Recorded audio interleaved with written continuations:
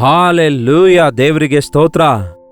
ಮತ್ತೊಂದು ಶ್ರೇಷ್ಠವಾದ ಸಮಯದಲ್ಲಿ ನಮ್ಮ ದೇವರ ಮಾತುಗಳನ್ನು ಧ್ಯಾನಿಸೋಣ ಬನ್ನಿ. ಅನುದಿನವೂ ದೇವರ ಪಾದಗಳ ಬಳಿಯಲ್ಲಿ ಕಾದುಕೊಂಡಿದ್ದು ಆತನೇ ಅನುಗ್ರಹಿಸುವಂತಹ ಸಂದೇಶಗಳನ್ನು ಲಾಲಿಸುವುದರಿಂದ ಆಧ್ಯಾತ್ಮಿಕವಾಗಿ ನಾವು ಬಲಗೊಳ್ತಿದ್ದೇವೆ, ಭದ್ರಪಡಿಸಲ್ಪಡುತ್ತಿದ್ದೇವೆ ಹಾಗೂ ಆಧ್ಯಾತ್ಮಿಕವಾಗಿ ಅಭಿವೃದ್ಧಿ ಹೊಂದುತ್ತಾ ಇದ್ದೇವೆ. ಹೌದಲ್ಲವೇ? ಹೆಚ್ಚು ಕಡಿಮೆ 1 ವರ್ಷಕ್ಕಿಂತಲೂ ಮೇಲ್ಪಟ್ಟು ದಿನಾಲು ಉದಯ ಕಾಲದ 7 ಗಂಟೆಯಲ್ಲಿ ಪ್ರತಿದಿನ ಈ ದೇವರ ವಾಕ್ಯ ಸಂದೇಶವನ್ನು ನಿಮಗೆ ತಲುಪಿಸಲು ದೇವರು ಸಹಾಯ ಮಾಡ್ತಿದ್ದಾರೆ. ಕೇಳುವಂತಹ ನೀವೆಲ್ಲರೂ ಎಷ್ಟೋ ಆತ್ಮಿಕವಾಗಿ ಬಲಗೊಳ್ತಿದ್ದೀರೆಂದು ತಿಳಿಸುತ್ತಾ ಇದ್ದೀರಿ. ಅದಕ್ಕಾಗಿ ದೇವರನ್ನೇ ಸ್ತುತಿಸುತ್ತೇನೆ. ಬನ್ನಿರಿ, ಈ ದಿನವೂ ಕೂಡ ದೇವರು ನಮ್ಮೊಂದಿಗೆ ಮಾತಾಡಲಿಕ್ಕಿದ್ದಾರೆ. ಪ್ರಾರ್ಥನೆ. ಪರಿಶುದ್ಧ ದೇವರೇ, ಮತ್ತೊಂದು ಸಾರಿ ನಮ್ಮ ಹೃದಯಕ್ಕೆ ಅವಶ್ಯಕವಾಗಿರುವ, ನಮ್ಮ ಜೀವಿತಕ್ಕೆ ಅವಶ್ಯಕವಾಗಿರುವ ನಿಮ್ಮ ಸಂದೇಶ ಅನುಗ್ರಹಿಸಿರೆಂದು ಕ್ರಿಸ್ತನ ನಾಮದಲ್ಲಿ ಬೇಡುತ್ತೇನೆ ತಂದೆಯೇ, ಆಮೇನ್. ದೇವರಿಗೆ ಸ್ತೋತ್ರ. ದೇವರ ವಾಕ್ಯದಲ್ಲಿ ಒಂದು ಮಾತಿದೆ ಪ್ರಿಯರೇ, ನಾವು ನಿನ್ನೆಯವರು ಅಲ್ಲ. ನಿನ್ನೆ ಅಂದರೆ ನಡೆದು ಹೋಗಿರುವಂಥದ್ದು. ನಿನ್ನೆಯ ಕುರಿತು ಆಲೋಚಿಸುತ್ತಾ ಕೂತುಕೊಳ್ಳುವುದಾದರೆ ಮುಂದೆ ಸಾಗ್ಲಿಕ್ಕಾಗಲ್ಲ. ಹೌದಲ್ಲವೇ? ನಿನ್ನೆ ನಡೆದಿರುವುದು, ಮೊನ್ನೆ ನಡೆದಿರುವುದು, ನಮ್ಮ ಬದುಕಿನಲ್ಲಿ ಗತ ದಿನಮಾನಗಳಲ್ಲಿ ನಡೆದಿರುವ ಬಾಧೆಗಳು, ವೇದನೆಗಳು, ಅಪಜಯಗಳು, ಅವಮಾನಗಳು, ನಿಂದೆಗಳು, ಅಸಂತೃಪ್ತಿಗಳು ನಾವು ಮೇಲಿಂದ ಮೇಲೆ ಜ್ಞಾಪಕ ಮಾಡಿಕೊಳ್ಳುವುದರಿಂದ ಏನಾದರೂ ಪ್ರಯೋಜನವಿದೆಯಾ? ನಾವು ಮುಂದಕ್ಕೆ ಸಾಗಲಾರದೆ ಮತ್ತಷ್ಟು ಹೆಚ್ಚಾಗಿ ಕುಗ್ಗಿ ಹೋಗ್ತೇವೆ. ಅದಕ್ಕಾಗಿಯೇ ಬೈಬಲ್ ಹೇಳ್ತದೆ, ನಿನ್ನೆಯ ಕುರಿತಾಗಿ ಅಥವಾ ನಾಳೆಯ ಕುರಿತಾಗಿ ಚಿಂತಿಸಬೇಡಿರಿ. ನಿನ್ನೆಯೂ ನಮ್ಮದಲ್ಲ ಹಾಗೂ ನಾಳೆಯೂ ಕೂಡ ನಮ್ಮದಲ್ಲ. ಇದೇ ಅನುಕೂಲವಾದ ಸಮಯವಾಗಿದೆ. ಇವಾಗ ನಾವು ಏನ್ ಮಾಡ್ತಿದ್ದೇವೋ, ಹೇಗೆ ಮಾಡ್ತಿದ್ದೇವೋ, ಏನ್ ಮಾಡೋಣ ಎಂಬುದಾಗಿ ನೀವು ನಿರ್ಣಯಿಸಿಕೊಳ್ಳುವುದಾದರೆ ಮತ್ತೆ ನೀವು ದುಃಖಪಡುವ ಅವಶ್ಯಕತೆ ಇಲ್ಲದೆ, ಮತ್ತೆ ನೀವು ರಿಗ್ರೆಟ್ ಆಗಲಾರದೆ, ಮತ್ತೆ ಹಿಂದಕ್ಕೆ ತಿರುಗಿಕೊಂಡು ಅಯ್ಯಯ್ಯೋ ಅಂದುಕೊಳ್ಳುವಂತಹ ಸ್ಥಿತಿಗೆ ಬಿದ್ದು ಹೋಗದೆ ಮುಂದಿನ ಸಂಗತಿಗಳ ಕುರಿತು ಆಲೋಚಿಸಬೇಕು. ಕೆಲವರು ಗಾಳಿಯಲ್ಲಿ ಮನೆ ಕಟ್ಟಿಕೊಳ್ತಿರ್ತಾರೆ. ನಾಳೆ ಏನ್ ಮಾಡಬೇಕು ಎಂದು ಆಲೋಚಿಸ್ತಾ ಈ ದಿನ ಸಮಯ ಕಳ್ಕೊಳ್ಳುತ್ತಾರೆ. ಈ ದಿನ ಯಾವ ಕೆಲಸ ಮಾಡದೆ ಏನು ಸಾಧಿಸಲಾರದವರಾಗಿ ಉಳ್ಕೊಳ್ತಾರೆ. ಅದಕ್ಕೆ ಆ ಹೊತ್ತಿನ ಕಾಟ ಆ ಹೊತ್ತಿಗೆ ಸಾಕು ಎಂದು ಯೇಸು ಹೇಳಿದ್ದಾರೆ. ಇನ್ನೊಂದು ರೀತಿಯಲ್ಲಿ ಹೇಳಬೇಕಾದ್ರೆ, ಆಯಾ ಹೊತ್ತಿಗೆ ತಕ್ಕಂತೆ ಆತನು ನಮಗೆ ಬೇಕಾದ ಸಹಾಯ ಒದಗಿಸುತ್ತಾನೆ. ಅನುದಿನವೂ ಪ್ರತಿದಿನವೂ ಆತನಿಗೆ ನೂತನವಾಗಿ ವಾತ್ಸಲ್ಯವು ಉಂಟಾಗುತ್ತದೆ. ನಿನ್ನೆಯ ಅನುಭವಗಳ ಮೇಲೆ ಆಧಾರಗೊಂಡು ನಾವು ಬದುಕುವುದಾಗಲಿ, ನಿನ್ನೆಯ ಅಪಜಯವನ್ನು ನೆನೆಸಿಕೊಂಡು ನಾವು ಕುಗ್ಗಿ ಹೋಗುವುದಾಗಲಿ ನಮಗೆ ಒಳ್ಳೆಯದಲ್ಲ. ನಾವು ಈ ದಿನ ದೇವರ ಪ್ರಣಾಳಿಕೆ ಏನಾಗಿದೆ ಎಂದು ಅರಿತುಕೊಂಡು ನಮ್ಮ ಮುಂದೆ ಇರುವವುಗಳಿಗಾಗಿ ಓಡಬೇಕು. ಪರಿಶುದ್ಧನಾದ ಪೌಲನು ಫಿಲಿಪ್ಪಿಯರಿಗೆ ಬರೆದ ಪತ್ರಿಕೆಯಲ್ಲಿ 3:13 ಹೇಳ್ತಾನೆ, ಸಹೋದರರೇ, ನಾನಂತೂ ಹಿಡಿದುಕೊಂಡವನೆಂದು ನನ್ನನ್ನು ಈವರೆಗೂ ಎಣಿಸಿಕೊಳ್ಳುವುದಿಲ್ಲ, ಆದರೆ ಒಂದನ್ನು ಮಾಡುತ್ತೇನೆ. ಏನಂತೆ? ಒಂದನ್ನು ಮಾಡುತ್ತಿದ್ದೇನೆ. ಒಂದು 100 ಕೆಲಸ ಮಾಡಬೇಡಿ. 100 ಮಾಡ್ಲಿಕ್ಕಾಗಲ್ಲ. ನಾವು 100 ಕೆಲಸ ನಾವು ಸಾಧಿಸ್ಲಿಕ್ಕಾಗಲ್ಲ. ಅನೇಕ ವಿಷಯಗಳಲ್ಲಿ ಕೈ ಹಾಕೋದಾದ್ರೆ ಏನೂ ಮಾಡ್ಲಿಕ್ಕಾಗಲ್ಲ. ಮಾರ್ಥಳಿಗೆ ಯೇಸು ಹೇಳ್ತಾರಲ್ಲವೇ, ಮಾರ್ಥಳೆ ಮಾರ್ಥಳೆ, ನೀನು ಅನೇಕ ಕೆಲಸಗಳಿಟ್ಕೊಂಡು ತೊಂದರೆ ಪಡ್ತಾ ಇದ್ದಿ.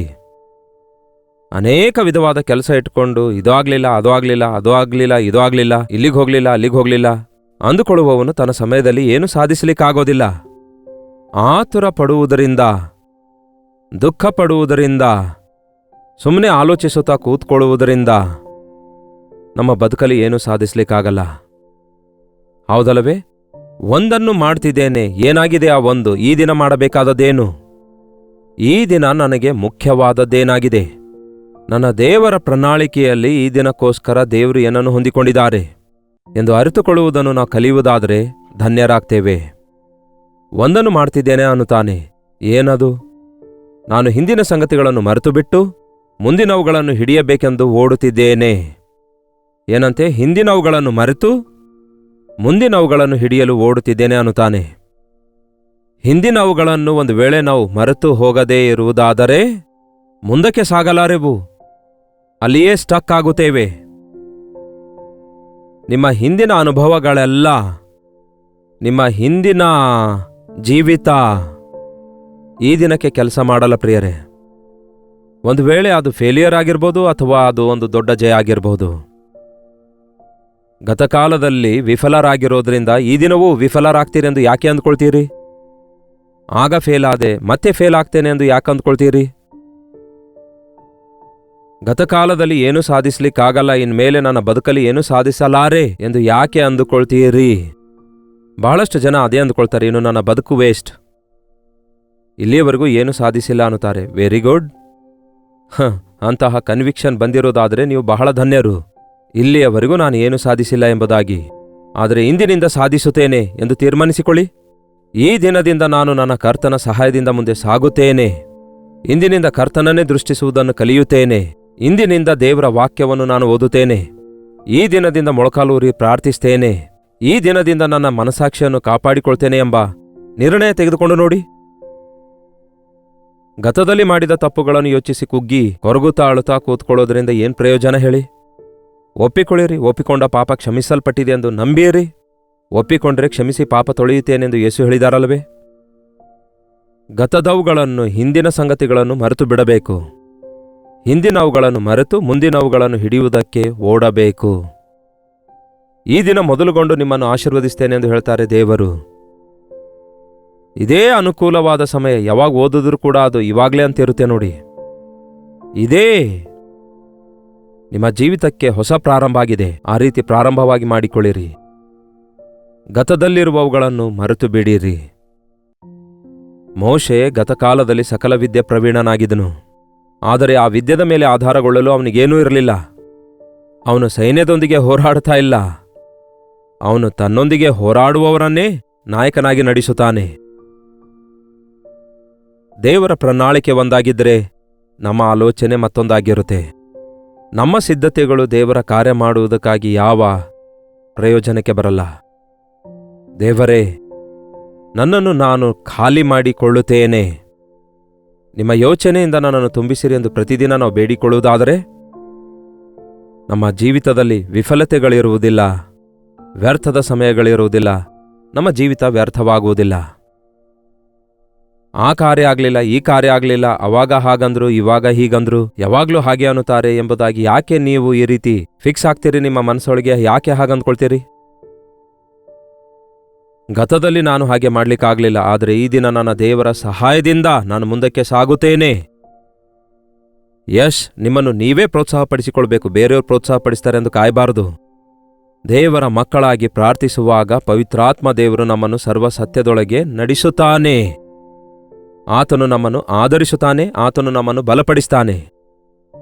ಯಾವುದು ಸರಿಯಾದ ನಿರ್ಣಯವಾಗಿದೆ ಎಂದು ತಿಳಿಯಪಡಿಸುತ್ತಾರೆ. ಆ ಸರಿಯಾದ ನಿರ್ಣಯ ತೆಗೆದುಕೊಳ್ಳುವಂತೆ ನಮಗೆ ಶಕ್ತಿಯನ್ನು ಕೊಡುತ್ತಾನೆ. ಅದು ನಿಮ್ಮ ಸ್ವಂತ ಶಕ್ತಿಯಿಂದಲ್ಲ, ನೀವು ಅಂದುಕೊಂಡಿರುವುದರಿಂದ ಸಾಧಿಸಲಿಕ್ಕಾಗ್ತಾ ಇಲ್ಲ. ದೇವರ ಸಹಾಯ ಬೇಡಿಕೊಂಡು ನೋಡಿರಿ.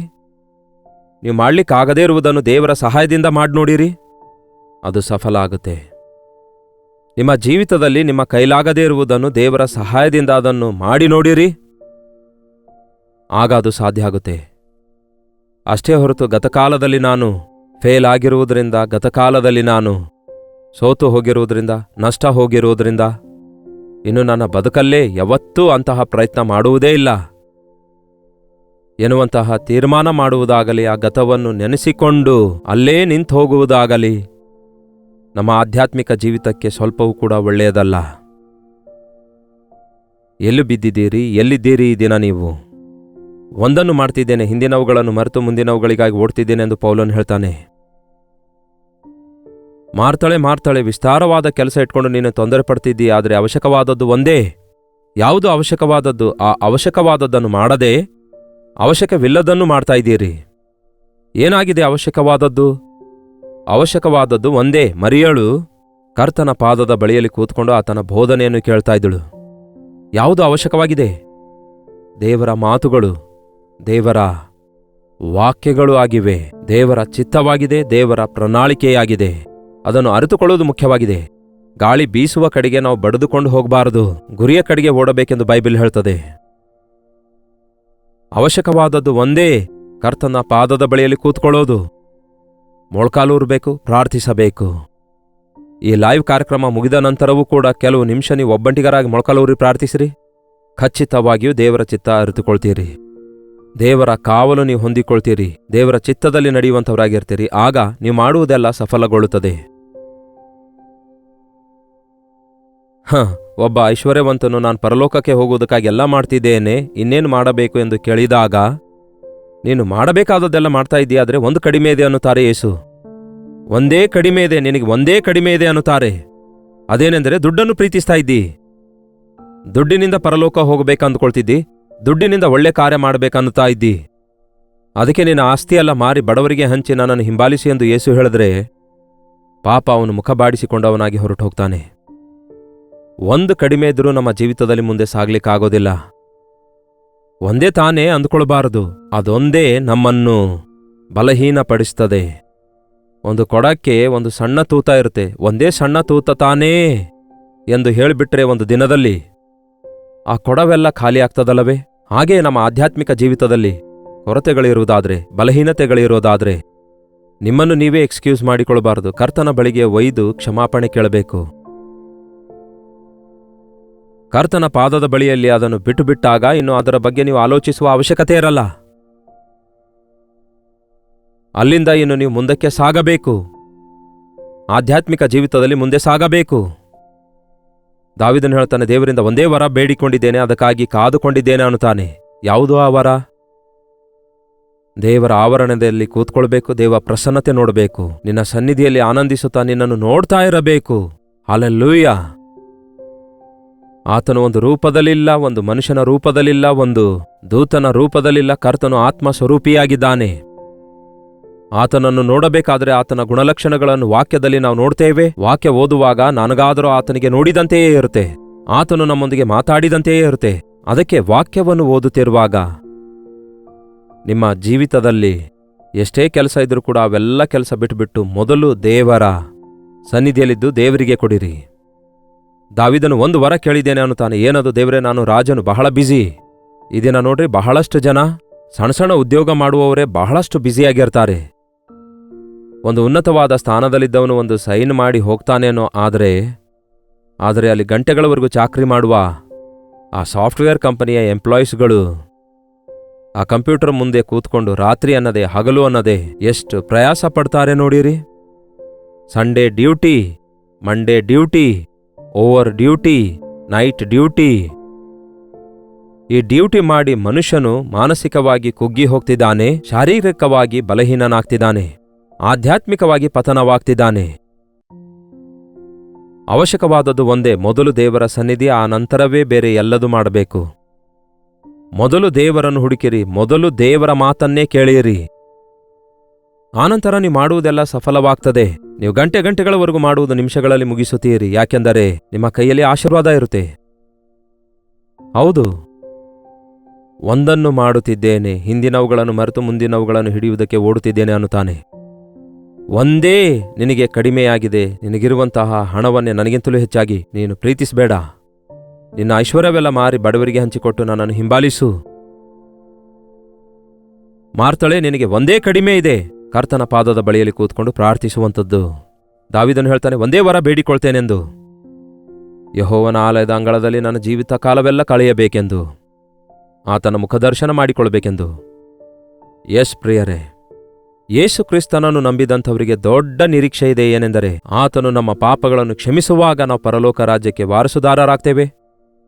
ನಮ್ಮ ಹೆಸರು ಜೀವ ಬಾಧ್ಯರ ಪಟ್ಟಿಯಲ್ಲಿ ಬರೆಯಲಾಗುತ್ತೆ. ಯುಗಯುಗಗಳವರೆಗೂ ತಲತಲಾಂತರಕ್ಕೂ ದೇವರೊಂದಿಗೆ ಕೂತ್ಕೊಂಡು ಆತನೊಂದಿಗೆ ರಾಜ್ಯಾಳ್ವಿಕೆ ಮಾಡಲಿಕ್ಕಿದ್ದೇವೆ, ಸಹವಾಸ ಮಾಡಲಿಕ್ಕಿದ್ದೇವೆ, ಆರಾಧಿಸುವಂಥವರಾಗಿದ್ದೇವೆ. ಅದಕ್ಕಾಗಿಯೇ ಯಾವುದು ಪ್ರಾಮುಖ್ಯವಾಗಿದೆ? ನಿರಂತರವೂ ಇರುವಂತಹ ಪರಲೋಕ ರಾಜ್ಯಕ್ಕೆ ನಾವು ಸಿದ್ಧಗೊಳ್ಳುವವರಾಗಿರಬೇಕು. ಆಧ್ಯಾತ್ಮಿಕ ಜೀವಿತಕ್ಕೆ ಪ್ರಥಮ ಫಲ ಕೊಡುವುದಕ್ಕೆ ನಾವು ಸ್ಥಾನ ಕೊಡುವುದನ್ನು ಕಲಿಯುವುದಾದರೆ ಮುಂದಕ್ಕೆ ಸಾಗುತ್ತೇವೆ, ದೊಡ್ಡ ದೊಡ್ಡ ಕಾರ್ಯಗಳನ್ನು ಮಾಡ್ತೇವೆ, ದೇವರನ್ನು ಮಹಿಮೆ ಪಡಿಸುತ್ತೇವೆ. ಹಿಂದಿನವುಗಳನ್ನು ಮರೆತು ಮುಂದಿನವುಗಳಿಗಾಗಿ ಓಡುತ್ತಿದ್ದೇನೆಂದು ಪೌಲನ ಹಾಗೆ ಈ ದಿನ ಗತವನ್ನು ನೆನೆಸಿಕೊಂಡು ದುಃಖ ಪಡಬಾರದು, ಗತವನ್ನು ನೆನೆಸಿಕೊಂಡು ಬಾಧೆ ಪಡಬಾರದು, ಗತ ನೆನೆಸಿಕೊಂಡು ಕುಗ್ಗಿ ಹೋಗಬಾರದು. ಗತದಲ್ಲಿರುವ ವಿಫಲತೆಯನ್ನು ಯೋಚಿಸಿಕೊಂಡು ಬಲಹೀನರಾಗಬಾರದು. ಆದರೆ ಯೇಸುವನ್ನೇ ದೃಷ್ಟಿಸುತ್ತಾ ಮುಂದಿರುವ ಓಟದಲ್ಲಿ ತಾಳ್ಮೆಯಿಂದ ಓಡಬೇಕು. ಪ್ರಾರ್ಥನೆ. ಪರಿಶುದ್ಧನೇ, ಪ್ರೀತಿಯುಳ್ಳ ತಂದೆಯೇ, ಎಷ್ಟೋ ಸಾರಿ ದೇವ್ರೆ, ಅವಾಗ ಹೀಗಾಯ್ತು, ಇವಾಗ ಹೀಗಾಯ್ತು, ಅವ್ರು ಆ ರೀತಿಯಾಗಂದ್ರು, ಇವರು ಈ ರೀತಿಯಾಗಂದ್ರು ಎಂಬ ಆಲೋಚನೆಯಿಂದ ದೇವ್ರೆ ಮಾನಸಿಕವಾಗಿ ನಾವು ಕುಗ್ಗಿ ಹೋಗುವವರಾಗಿರದೆ, ತಂದೆಯೇ, ಹಿಂದಿನವುಗಳನ್ನು ಮರೆತು ಮುಂದಿನವುಗಳನ್ನು ಹಿಡಿದುಕೊಳ್ಳುವುದಕ್ಕೆ ಓಡುವಂತೆ ನಮಗೆ ಸಹಾಯ ಮಾಡಿರಿ. ಈ ಅನುದಿನದ ಧ್ಯಾನದಲ್ಲಿ ಐಕ್ಯವಾಗಿರುವ ಪ್ರತಿಯೊಬ್ಬರೂ ದೇವ್ರೆ, ನಿಮ್ಮ ಪ್ರಣಾಳಿಕೆಯಲ್ಲಿರುವಂತೆ, ನಿಮ್ಮ ಪ್ರಣಾಳಿಕೆಯಲ್ಲಿ ನೀವು ಆಶಿಸಿದ ಸ್ಥಾನದಲ್ಲಿ ಪ್ರತಿದಿನ ನಿಮ್ಮೊಂದಿಗೆ ಸಹವಾಸ ಮಾಡುವಂತೆ, ನಿಮ್ಮ ಪ್ರೀತಿಯ ಕುರಿತು ಇತರರಿಗೆ ತಿಳಿಸುವಂತೆ, ನಿಮ್ಮನ್ನು ನಂಬಲಾರದೆ ನಾಶವಾಗುತ್ತಿರುವಂತಹ ಜನರಿಗೆ ನಿಜ ದೇವರ ಕುರಿತು ಹೇಳುವ ಹಾಗೆ, ಪ್ರಕಟಿಸುವ ಹಾಗೆ ನಮ್ಮಲ್ಲಿ ಪ್ರತಿಯೊಬ್ಬರಿಗೂ ಸಹಾಯ ಮಾಡಿರೆಂದು ಕ್ರಿಸ್ತನ ನಾಮದಲ್ಲಿ ಬೇಡುತ್ತೇವೆ ತಂದೆಯೇ, ಆಮೇನ್. ತಂದೆಯಾದ ದೇವರ ಪ್ರೀತಿಯು, ಮಗನಾಗಿರುವ ಕ್ರಿಸ್ತನ ಕೃಪೆಯೂ, ಆದರಣೆ ಕರ್ತನಾದ ಪವಿತ್ರಾತ್ಮನ ಸಹವಾಸವು ಕೂಡಿ ಬಂದಿರುವ ನಮ್ಮೆಲ್ಲರ ಸಂಗಡ ಇಂದಿಗೂ ಸದಾಕಾಲಕ್ಕೂ ನೆಲೆಯಾಗಿರಲಿ. ಆಮೇನ್. ದೇವರಿಗೆ ಸ್ತೋತ್ರ. ನಿಮ್ಮ ಪ್ರಾರ್ಥನಾ ಮನವಿ 8939731313 ನಂಬರ್ಗೆ, ಹೊರದೇಶದಿಂದಲೂ ಸಹ ವೀಕ್ಷಿಸುವುದಾದರೆ ಕೊಡಲ್ಪಟ್ಟ ಇದೇ ನಂಬರ್ಗೆ ಒಂದು ಟೆಕ್ಸ್ಟ್ ಆಗಲಿ, ವಾಯ್ಸ್ ಮೆಸೇಜ್ ಆಗಲಿ, ವಾಟ್ಸಪ್ ಮುಖಾಂತರ ಕಳಿಸಿಕೊಡಿರಿ. ನಿಮ್ಮ ಪಕ್ಷದಲ್ಲಿ ಪ್ರಾರ್ಥಿಸ್ತಿದ್ದೇವೆ. ತಪ್ಪದೆ ಕರ್ತನು ನಿಮಗೆ ಉತ್ತರಿಸುತ್ತಾರೆ. Doctor Jayapal Kannada YouTube channel subscribe ಮಾಡಿಕೊಳ್ಳುವುದು, ಲೈಕ್ ಮಾಡುವುದು, ನಿಮ್ಮ ಹೆಸರು ಕಾಮೆಂಟ್ ಸೆಕ್ಷನ್ನಲ್ಲಿ ಬಂದು ಟೈಪ್ ಮಾಡುವುದನ್ನು ಹಾಗೂ ಇತರರಿಗೂ ಶೇರ್ ಮಾಡುವುದನ್ನು ಮರೆಯಬೇಡಿರಿ. ನೀವು ಆತ್ಮಿಕವಾಗಿ ಬಲಗೊಂಡು ಎಲ್ಲ ವಿಷಯಗಳಲ್ಲಿ ಆಶೀರ್ವದಿಸಲ್ಪಡಬೇಕೆಂದು ಆಶಿಸುತ್ತಾ, ನೀವು ಕಳಿಸುವ ಮನವಿಗಳೆಲ್ಲ ಪರಿಶೀಲಿಸಿ ಪ್ರಾರ್ಥಿಸ್ತಿದ್ದೇವೆ. ನೀವು ಕೂಡ ಪ್ರಾರ್ಥಿಸಿರಿ, ದೇವರು ಅದ್ಭುತ ಮಾಡ್ತಾರೆ. ಕರ್ತನ ಚಿತ್ತವಿರುವುದಾದರೆ ಮತ್ತೆ ನಾಳೆ ಮಧ್ಯಾಹ್ನ ಇದೇ ಅನುದಿನದ ಧ್ಯಾನ ಎಂಬ ಕಾರ್ಯಕ್ರಮದಲ್ಲಿ ಮತ್ತೆ ಭೇಟಿಯಾಗೋಣ. ಅಲ್ಲಿವರೆಗೂ ದೇವರ ಮಹಾಕೃಪೆ ನಿಮ್ಮೆಲ್ಲರೊಂದಿಗಿರಲಿ.